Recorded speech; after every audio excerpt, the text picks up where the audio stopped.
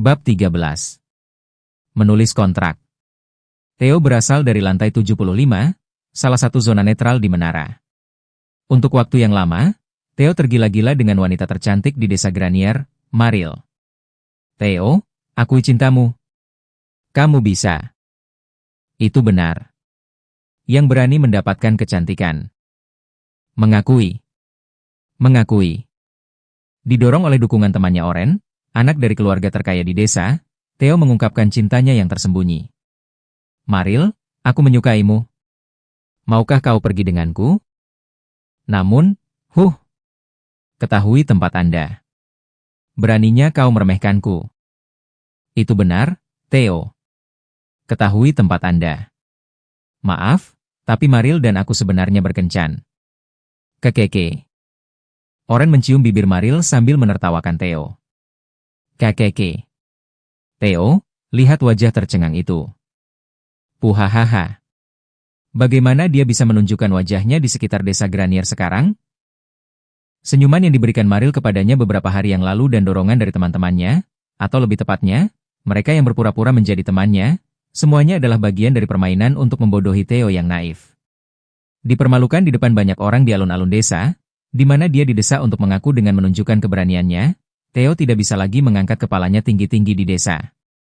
Terkejut, Theo tinggal di rumah selama beberapa hari dan memutuskan untuk menjadi pedagang pengembara untuk membalas dendam dengan menjadi kaya. Aku akan menjadi kaya dan membalas dendam.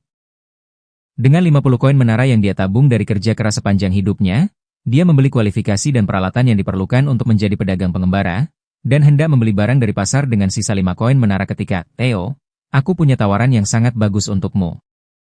Pedagang pengembara Goblin Skaram, yang telah memberi Theo berbagai nasihat tentang pedagang pengembara, mendekatinya secara diam-diam. Apa itu? Theo tidak meragukan Skaram, yang dengan baik hati memberinya nasihat. Jadi, Skaram menunjukkan kepada Theo gelas, kipas mini, dan penghangat tangan portabel. Ini adalah barang-barang dari luar menara. Barang dari luar menara? Itu benar.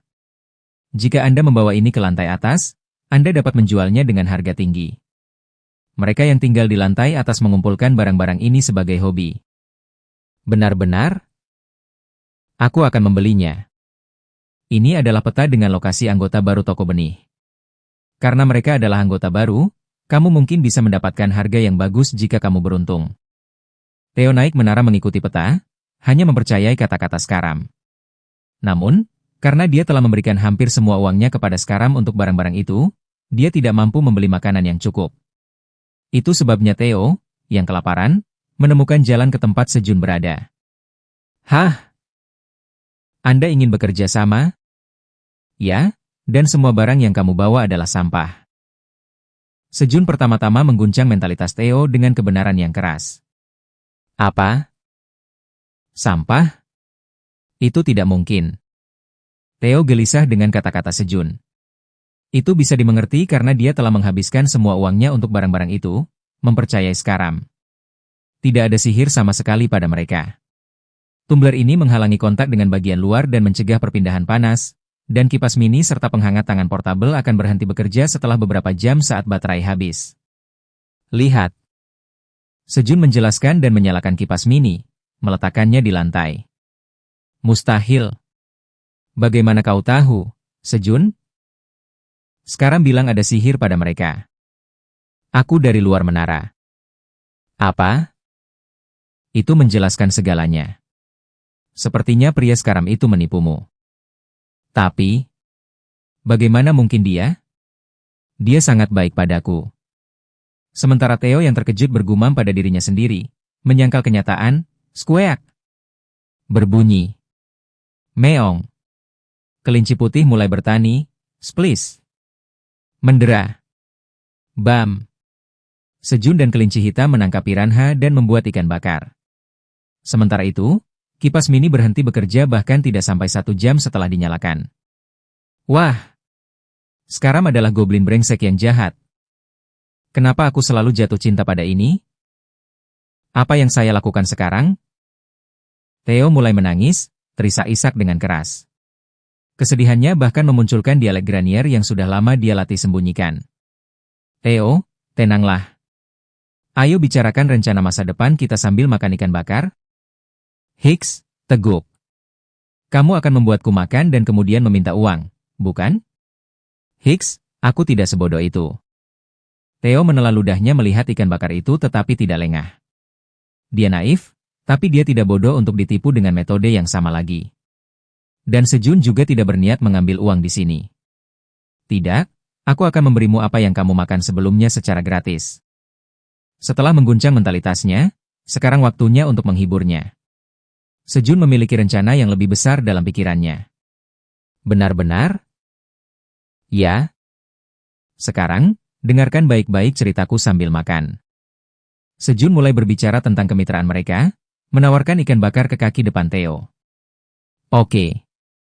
Nyam-nyam. Theo tanpa sadar memakan ikan bakar sambil mendengarkan kata-kata Sejun. Ketika dia menghabiskan potongan ikan bakar terakhir, pres. Hah? Kaki kirinya telah mencap kontrak. Mencicit. Jejak kakinya terlihat jelas saat dia mengangkat cakarnya dari kontrak. Kontrak itu berbunyi, kontrak distribusi seumur hidup. Mengapa ini ada di sini? Mengapa kontrak yang seharusnya ada di tasnya ada di depannya? Theo buru-buru membaca kontraknya. Tujuan dan isi kontrak. Tujuan dari kontrak ini adalah agar pihak A dan pihak B dapat saling bekerja sama dan mempromosikan penjualan produk pertanian pihak A, sehingga memperoleh keuntungan bagi kedua belah pihak. Mulai sekarang, pihak B akan menjual produk pertanian yang disediakan oleh pihak A seumur hidup dan mendatangkan pendapatan penjualan. Kompensasi. Pihak A akan memberi pihak B 25 ikan bakar per minggu atau jumlah yang setara sebagai gaji mingguan. Pihak A akan memberi pihak B 3 hingga 5% dari pendapatan penjualan sebagai insentif. Ketentuan khusus. Pihak B dapat mengakhiri kontrak jika jumlah total penjualan dalam 1 bulan sejak transaksi awal kurang dari 5 koin menara. Pihak B harus menjual produk pertanian dengan jumlah yang sama atau lebih besar dari harga yang ditetapkan oleh pihak A. Pihak B tidak dapat membentuk mitra dagang tambahan tanpa izin pihak A. Saat berdagang, dialek Granier harus digunakan. Partai A, Park Sejun. Pihak B, Theo. Di bagian bawah kontrak, cap Sejun dan cetakan kaki Theo ditempatkan berdampingan. Ketentuan khusus 1 dirancang untuk membuat Theo menandatangani kontrak dengan menyediakan jalan keluar. Ketentuan khusus 2 dan 3 dimaksudkan untuk mencegah Theo, pengisap besar, dibodohi lagi, dan ketentuan khusus 4 ditambahkan karena Sejun yakin orang-orang dari bumi akan menyukai dialek Theo. Apa ini? Ayo lakukan yang terbaik mulai sekarang, perwakilan Theo. Sejun mengelus kepala Theo. Efeknya belum. Ada ketentuan khusus 1, kan? Tapi Theo mendorong tangan Sejun dan berbicara dengan dingin. Baiklah, tapi kita masih berdagang, kan? Perwakilan Theo. HMPH. Ya, itu benar. Jawab Theo sambil melirik tangan Sejun. Sejun mengelus kepala Theo lagi. Tak lama kemudian, Theo yang terlihat lelah, tertidur di bawah sentuhan Sejun. Tidur nyenyak, perwakilan Theo. Sejun membaringkan Theo yang tertidur di lantai dan bangkit. Semuanya berjalan sesuai rencana. Dengan cara ini, Sejun mendapatkan sarana untuk mendapatkan koin menara. Uhaham, baunya enak sekali. Tidak. Baunya sangat enak. Theo mengoreksi dialek bawah sadarnya dan menggosok matanya saat dia bangun. Apakah kamu sudah bangun? Sejun bertanya sambil memanggang ikan dan daun bawang untuk sarapan. Ditumpuk di sebelahnya ada banyak ikan bakar. Sejun dan kelinci hitam telah bekerja keras menangkap piranha sejak pagi. Ya. Berapa lama saya tidur? Kamu tidur dari makan siang kemarin sampai sekarang. Hari ini adalah hari ke-129 terdampar, dan Theo bangun di pagi hari, berencana untuk tidur sepanjang hari. Tapi apa itu? Theo bertanya tentang tumpukan ikan bakar sambil mengendus aromanya. Ini gaji minggu ini. Ikan bakar akan menjadi dingin. Kemas dengan cepat. Ya, terima kasih. Theo sempat berpikir, kenapa aku dapat gaji padahal kita partner, tetapi dengan cepat mulai memasukkan ikan bakar ke dalam tasnya, tergoda oleh aroma yang merangsang. Tas luar angkasa adalah barang penting bagi pedagang pengembara yang perlu melakukan perjalanan melalui berbagai level, karena dilengkapi dengan pelestarian, perluasan ruang, dan sihir pengurangan berat. Hal ini memungkinkan mereka untuk menyimpan sejumlah besar item dalam keadaan aslinya untuk waktu yang lama. Ayo sarapan. Mencicit. Mengomel. Mendengar teriakan Sejun, kelinci-kelinci itu bergegas mendekat dan mulai sarapan. Setelah makan pagi yang berisik berakhir. Tuan Park Sejun. Theo memanggil Sejun. Panggil saja aku Sehun. Ya. Sejun, apa yang ingin kau jual? Tomat cherry. Apa? Memetik. Ini. Sejun mengambil tomat cherry matang dari pohon dan menunjukkannya pada Theo. Ini? Theo memandang tomat cherry dengan jijik. Lihatlah. Sejun menyerahkan tomat cherry itu pada Theo. Hah? Tomat cherry ajaib? Ini sebuah barang? Ya. Tidak buruk, kan? Berapa harga yang akan kamu jual? Selama 10 menit, tingkatkan kekuatan sihir sebesar 0,1 dan larutkan 10 gram lemak. Theo berpikir bahwa, dengan mempertimbangkan opsi item, dia bisa mendapatkan masing-masing sekitar 0,01 koin menara jika diterima dengan baik oleh orang-orang yang terbangun di menara. Satu tomat cherry seharga 10.000 won. Itu harga yang cukup tinggi. Namun, masing-masing koin menara 0,05. Sejun menyebutkan harga 5 kali lebih tinggi dari perkiraan Theo. Apa?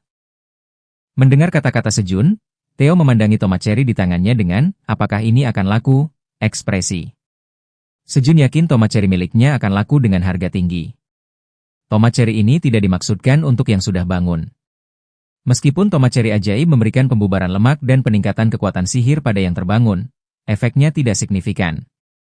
Tubuh mereka sudah agak dioptimalkan melalui kebangkitan, jadi efeknya tidak besar. Namun, bagi orang-orang yang belum bangun di luar menara, tomat cherry yang langsung melarutkan 10 gram lemak dan menyegarkan tubuh tanpa efek samping, serta memiliki cita rasa terbaik, tidak diragukan lagi merupakan produk yang dapat dipasarkan.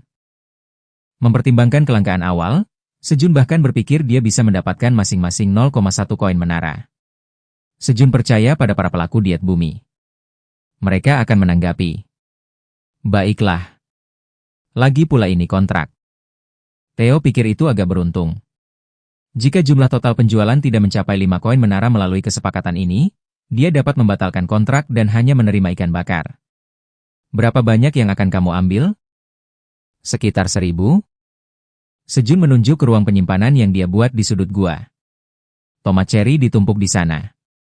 Sejun dan para kelinci membantu Theo mengisi tas luar angkasanya dengan tomat cherry. Kalau begitu, aku akan pergi. Theo meninggalkan gua dengan tas luar angkasanya. 5 hari kemudian, di lantai 38 menara. Di dalam gua yang gelap, 10 pemburu elit dari persekutuan Phoenix sedang berjuang untuk membersihkan lantai 38, tetapi kemungkinan untuk membersihkannya masih kecil. Saat mereka menjelajahi gua, Screech. Monster laba-laba mendekat. 15 laba-laba. Formasi berlian. Atas perintah pemimpin, para pemburu dengan cepat membentuk formasi. Pekikan. Segera setelah formasi dibuat, monster laba-laba mulai menyerang. Jangan dikepung. Awasi bagian belakang. Ya. Sebagai pemburu elit dari guild teratas di bumi, mereka tidak memiliki titik lemah. Beberapa saat kemudian, pertempuran berakhir. View. Kerja bagus. Kumpulkan mayat laba-laba dan istirahatlah di sini sebentar. Ya. Saat para pemburu hendak duduk dan beristirahat setelah mengumpulkan mayat monster laba-laba, manusia, ayo lihat barang bagus di sini, meong. Seekor kucing memanggil mereka. Sebelumnya berikutnya.